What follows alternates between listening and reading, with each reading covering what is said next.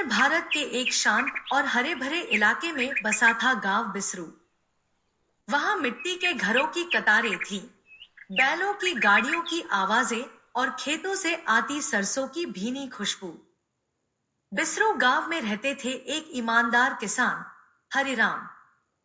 हरिराम एक साधारण किसान, सुबह सूरज के साथ उठता और खेतों में जाकर हल चलाता, परंतु उसकी मेहनत कभी पूरी नहीं रंग लाती थी। कभी ओलावृष्टि उसकी फसल बर्बाद कर देती, कभी नहर सूख जाती। जीवन एक चक्रव्यूह बन चुका था। उसकी पत्नी लाजो, अपने नाम के बिल्कुल उलट, बहुत ही होशियार, बोलने में तीखी और विचारों में गहरी थी। हरे राम जी, आप इस बार लालचंद का कर्जा चुकाकर जमीन को छुड़ा लीजिए ताकि हम और खेती कर सकें। हमें कुछ भी करके लालचंद से अपनी जमीन छुड़वानी ही होगी। उसके लिए चाहे दिन रात मेहनत ही क्यों न करनी पड़े, हम करेंगे। और दूसरी ओर लालचंद, गांव बिसरू का सबसे चालाक और धूर्त साहूकार, धीरे धीरे पूरे गांव को अपने कर्ज के जाल में फंसाता जा रहा था। वह गांव का सबसे अमीर व्यक्ति था और अब उसकी नजरें केवल सत्ता और सरपंची पर टिकी थी। वह लोगों को छोटे छोटे बहानों से कर्ज देता, कभी किसी की बेटी की शादी के लिए, तो कभी किसी किसान के बीमार बैल के इलाज के लिए। तुमने क्या सोचा था हरिशंकर? ये लालचंद ऐसे ही अपनी जमीन जाने देगा? कर्जा चुकाए बगैर तुम जमीन वापस ले लोगे? ऐसा कभी नहीं हो सकता। लालचंद हूं मैं, अपनी जमीन लेकर ही रहता हूँ। हरिराम की जमीन भी उसकी नजर में थी, हरी भरी उपजाऊ जमीन जो पीढ़ियों से हरिराम के खानदान के पास थी। पर हर बार उसकी एक ही दीवार बनकर खड़ी हो जाती, लाजो। लाजो, हरिराम की पत्नी, पढ़ी लिखी, समझदार और निडर थी। अरे इस लाजो ने तो सारा काम बिगाड़ रखा है। हरिराम की जमीन अच्छी खासी मिलने ही वाली थी कि उसने अपने मायके वालों से पैसे लेकर सारा कर्ज चुका दिया। अभी थोड़ी सी जमीन बाकी है, सोचता हूँ कि वह भी मेरे कब्जे में आ जाए, लेकिन ऐसा लाजो एक कब होने दिन देगी? फागुन के महीने में, जब खेतों में सरसों झूम रही थी और हवा में एक अजीब सी मिठास घुली थी, हरिराम कुल्हाड़ी लेकर पास के जंगल की ओर निकल पड़ा। उसका इरादा था कि सूखे पेड़ों की लकड़ी काटकर अगले हफ्ते मंडी में बेच देगा। पर जब वह जंगल में एक पुराने बबूल के पेड़ के नीचे खुदाई करने लगा, तो उसकी कुल्हाड़ी अचानक किसी कठोर चीज से टकराई। अरे, ये क्या? वह सोचने लगा और मिट्टी हटाने लगा। कुछ ही देर में उसके हाथ एक भारी पीतल का घड़ा लगा। ढक्कन हटाया तो उस अरे, ये तो सोना है। अब तो मुझे जल्दी से घर जाकर लाजो को खबर देनी होगी कि इसका क्या करना है। हरिराम जब घर पहुंचा तो लाजो आंगन में झाड़ू लगा रही थी। लाजो, सुन, एक बात बताऊं। लाजो, आज मैंने एक जब्त कर दिया। वहां खेत में इतने बड़े बड़े सोने के घड़े निकले हैं, हमारे ही खेत में, जंगल में। घड़ा पूरा सोने से भरा हुआ। घड़ा तो मिल गया, पर अब क्या? ये सोचो, अगर किसी को पता चल गया तो ये दौलत हमें बिगाड़ भी सकती है और मिटा भी सकती है। हरिया, अभी किसी को नहीं बताना। हम धीरे धीरे इसका उपयोग करेंगे। एक एक सिक्का सोच समझकर इस्तेमाल करेंगे। अगले दिन लाजो और हरिराम गांव के खेतों में जाकर उन सोने के घड़ों को देखते हैं। घड़े देखकर लाजो हैरान रह जाती है, लेकिन अपने स्वभाव के अनुसार शांत और समझदारी से कहती है। सुनिए जी, ये तो सच में सोने का खजाना है, लेकिन इसकी खबर कानो कान किसी को भी नहीं होनी चाहिए, खासकर लालचंद को। अगर ये बात उसके तक पहुंच गई तो हमारे हाथ कुछ भी नहीं लगेगा। हमें इस सोने को धीरे धीरे यहाँ से ले जाकर किसी और सुरक्षित जगह पर छुपाना होगा, ताकि अगर लालचंद को भनक भी लग जाए तब भी वो हमारे खजाने तक न पहुंच सके। हमें रोज रात को यहीं से थोड़ा थोड़ा खजाना ले जाकर कहीं और ले जाने का इंतजाम करना होगा। साफ सही कह रही हो लाजो, हमें इस सोने को कहीं दूर और सुरक्षित जगह पर रखना होगा, ताकि हम अपने सपने पूरे कर सकें और लालचंद से अपनी जमीन छुड़ा सकें। सिर्फ अपने लिए नहीं, गांव का भी विकास कर सकें, जिससे सबका भला हो। नहीं तो अगर ये खजाना लालचंद के हाथ लग गया, तो वो इसका गलत इस्तेमाल करेगा। वो न सिर्फ हमें बर्बाद कर देगा, बल्कि पूरे गांव पर फिर से अत्याचार करने लगेगा। इसलिए हमें बहुत सोच समझकर और छुपाकर इसका इस्तेमाल करना होगा। रात का अंधेरा होने से पहले ही लाजो और हरिराम एक खाली थैले के साथ खेतों की ओर निकल जाते। वे रोज उसी पुराने पेड़ के पास जाते और थोड़ा थोड़ा खजाना थैले में भरकर घर ले आते। वे इस तरह से 1 महीने तक लगातार खजाने को कभी गांव के बाहर, कभी घर के आंगन में, तो कभी किसी सुनसान जगह पर दबा देते, ताकि किसी को शक न हो। इसी खजाने से उन्होंने धीरे धीरे अपना कर्ज भी चुका दिया और लालचंद से अपनी जमीन भी वापस ले ली। लाजो और उसका पति उस खजाने को बचाने के लिए रात रात भर बाहर रहते, ताकि वह किसी भी हालत में लालचंद के हाथ न लगे। कभी कभी तो लाजो अकेली ही जाती, ताकि किसी को उन दोनों पर शक न हो, और कभी कभी दोनों पति पत्नी साथ जाते। लालचंद को इस बात की भनक लग चुकी थी कि कुछ न कुछ चल रहा है, और अब वो उन पर नजर रखने लगा था। हरिराम और उसकी पत्नी दोनों रात को कहीं दूर जंगलों की ओर जाते हैं।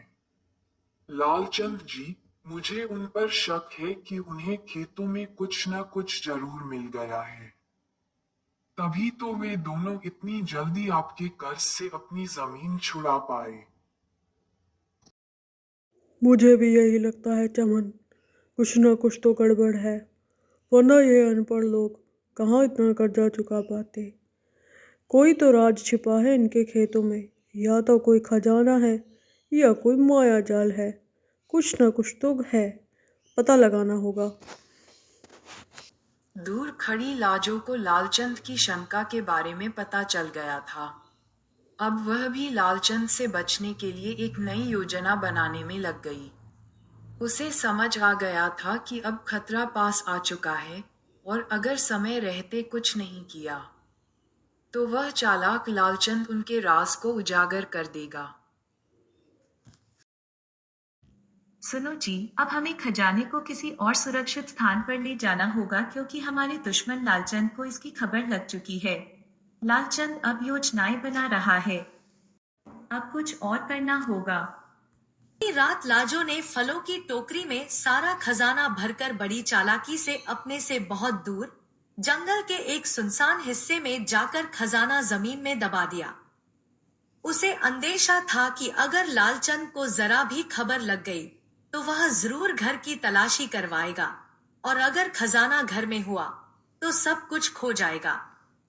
लेकिन जैसा लाजो को डर था, वैसा ही हुआ। लालचंद सब कुछ भांप चुका था। अगले ही दिन वह गांव के कुछ लोगों और अपने चमचों को लेकर हरिराम के घर पहुंचा। गांव के सामने खड़ा होकर जोर से बोला, गांव वालों, ये हरिराम और उसकी पत्नी लाजो ने मेरे घर से चोरी की है। रात को ये कुछ न कुछ छुपाते ले जाते देखे गए हैं। इनके घर की तुरंत तलाशी ली जानी चाहिए। लाजो और हरिराम कुछ कह पाते, इससे पहले ही लालचंद के आदमी घर के अंदर घुस पड़े। उन्होंने पूरा घर छान मारा। खाटों के नीचे, रसोई में, अनाज के बर्तनों में, दीवार की दरारों में, लेकिन उन्हें कुछ भी नहीं मिला। थकेहारे और खींचे हुए लालचंद की आंखों में गुस्सा भड़क रहा था। वह दरवाजे पर खड़ा होकर बिलखते स्वर में चिल्लाया, हरिराम, तू बहुत चालाक बनता है ना। आज बच गया, लेकिन याद रख, मैं तुझे छोड़ने वाला नहीं हूँ। तेरी हर चाल का जवाब दूंगा। और एक दिन सच्चाई को सबके सामने लाकर रहूँगा। ये लालचंद का वादा है तुझसे, वादा, याद रखना। इतना कहकर लालचंद पैर पटकता हुआ वहां से चला गया। अब लालचंद बेहद गुस्से में था। घर की तलाशी में कुछ हाथ न लगने के बाद उसने रात के अंधेरे में हरिराम के खेतों में जाकर खुदाई शुरू कर दी। कई घंटों की मेहनत के बाद भी उसे वहां केवल कुछ खाली घड़े मिले, जिन्हें देखकर उसका शक और भी गहरा हो गया। निराश लेकिन जिद्दी लालचंद ने हार नहीं मानी। उसने पास की पुरानी हवेली के आसपास खुदाई करवाई, सोचते हुए कि शायद लाजो और हरिराम ने वहां कुछ छुपाया हो। वहां भी उसने लगातार खुदाई करवाई, मगर उसे कुछ भी हाथ नहीं लगा। अब लालचंद समझ गया था कि सिर्फ ताकत या खुदाई से वह इस रहस्य से पर्दा नहीं उठा सकता। उसे नई चाल चलनी होगी, कोई ऐसा तरीका जिससे वह हरिराम को गांव वालों की नजरों में गिरा सके। उसने अपने सबसे वफादार आदमी चमन को बुलाया और धीरे से कहा, अब वक्त आ गया है हरिराम को उसकी औकात दिखाने का। अगर हम उसे सीधा नहीं हरा सकते तो गांव वालों के बीच उसकी इज्जत मिटा देंगे। चलो एक नई योजना बनाते हैं, ऐसी योजना जो उसको झुकने पर मजबूर कर दे। चलो। लालचंद ने चमन और अपने एक और आदमी के साथ मिलकर एक चालाक योजना बनाई। उसने तय किया कि अब वह हरिराम के घर पर हर समय निगरानी रखवाएगा, ताकि कोई भी गतिविधि उसकी नजरों से छूट न जाए। चमन और उसका साथी अब बारी बारी से हरिराम और लाजो की हर हरकत पर नजर रखने लगे। इस योजना का दूसरा और सबसे खतरनाक हिस्सा यह था कि जैसे ही हरिराम की पत्नी लाजो किसी काम से घर से बाहर जाए, लालचंद गांव के लोगों को इकट्ठा कर मंदिर के पास ले जाएगा और फिर हरिराम पर मंदिर में चोरी का झूठा इल्जाम लगाकर उसे जनता के सामने बदनाम और बर्बाद करने की कोशिश करेगा। उसकी यह योजना इतनी गंदी थी कि वह हरिराम को झूठे आरोप में फंसाकर भीड़ के हाथों मरवाना चाहता था। लेकिन लालचंद को एक डर सताए जा रहा था। अगर लाजो को इस योजना की भनक भी लग गई तो सारी योजना नाकाम हो जाएगी। वह बहुत चतुर है और हर बार मेरी चाल को उलट देती है। इसलिए उसने चमन को सख्त हिदायत दी, लाजो को किसी भी सूरत में इस योजना की हवा न लगने पाए, वरना सब खत्म हो जाएगा।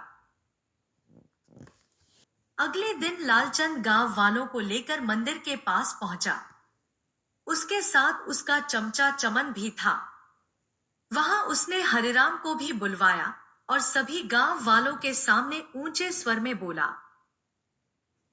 गांव वालों, इस पवित्र मंदिर में चोरी हुई है और इसका एकमात्र दोषी हरिराम है। मैं और कई लोगों ने उसे और उसकी पत्नी को कई बार देर रात मंदिर के पास घूमते हुए देखा है। इन्हें दोनों ने मंदिर से धन चुराया है। लालचंद ने सबके सामने हरिराम पर झूठे आरोपों की बौछार कर दी और फिर उसने चमन को इशारा किया कि वह हरिराम पर हमला करे। गांव का माहौल गर्म हो गया था। लोग सच्चाई जाने बिना उत्तेजित हो रहे थे। लेकिन तभी लाजो सामने आई, शांत लेकिन आत्मविश्वास से भरी हुई। आप लोग सच्चाई जाने बिना ये कैसे कह सकते हैं कि मेरे ही पति ने चोरी की है? दरअसल उन्होंने तो मंदिर में पिछले ही दिन दान दिया था और मैंने ही मंदिर में कैमरा लगवाया था ताकि अगर कभी मंदिर में चोरी हो तो उसे पकड़ा जा सके। और जहां तक चोरी की बात है तो आप सभी कैमरे की रिकॉर्डिंग में देख सकते हैं कि मंदिर में कोई चोरी नहीं हुई है।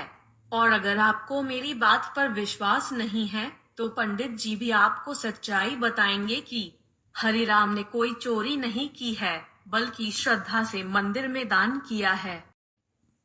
लाजो की बात सुनकर सब लोग हैरान रह गए। चारों ओर सन्नाटा छा गया था और पंडित जी भी लाजो की हाँ में हाँ मिलाते हुए सिर हिलाने लगे। उन्होंने सबके सामने स्वीकार किया, हाँ, यह बिल्कुल सच है। उसी दिन लाजो जी ने आकर मुझे बताया था कि वो मंदिर की सुरक्षा के लिए एक कैमरा लगवाना चाहती है ताकि किसी भी प्रकार की चोरी या गड़बड़ी को रोका जा सके। और फिर उसी दिन हरिराम जी ने श्रद्धा से मंदिर में एक बड़ा दान भी दिया था। यह सुनते ही गांव वाले चौंक गए, लेकिन दूसरी ओर लालचंद की बेचैनी बढ़ने लगी। उसकी योजना असफल होती नजर आ रही थी और वह अंदर ही अंदर घबरा गया। उसने एक बार फिर पंडित की ओर घूरते हुए कहा, अगर तू झूठ बोल रहा है ना, तो याद रख, तुझे भी नहीं छोड़ूंगा। हरिराम के साथ साथ तुझे भी सजा दिलवाऊंगा और इस गांव में तेरा रहना मुश्किल कर दूंगा। लेकिन पंडित जी बिल्कुल ना डरे, बल्कि उन्होंने शांत स्वर में जवाब दिया, मैं जो कह रहा हूं वही सच है। लाजो जी खुद मेरे पास आई थी। उन्होंने मंदिर में चोरी से बचाव के लिए कैमरा लगाने की बात की थी और उसी दिन हरिराम जी ने ईमानदारी से दान भी किया था। कैमरे में हर बात की रिकॉर्डिंग मौजूद है।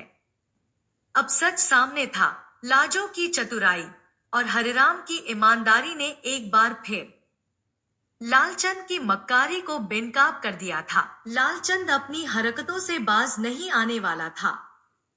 वह लगातार लाजो का पीछा करता रहता था ताकि किसी भी तरह से उसे बेनकाब कर सके और सारा खजाना हड़प सके। यह सब देखकर लाजो और उसके पति हरिराम ने मिलकर यह फैसला किया कि अब उस खजाने को छिपाने की बजाय उसका सही उपयोग करना ही समझदारी होगी।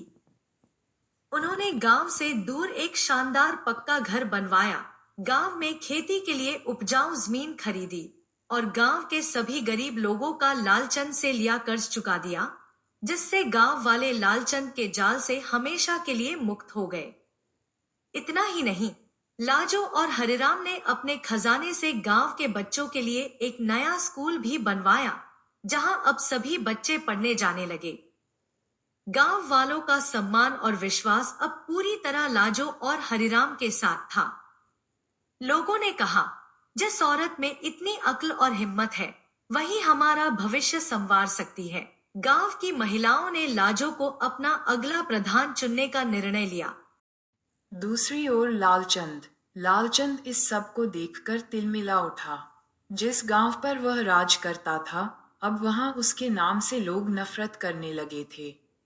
और इसी पर कहानी की सीख बनती है, यदि चतुराई और संयम से काम लिया जाए तो जिंदगी में कोई भी कठिनाई बड़ी नहीं होती।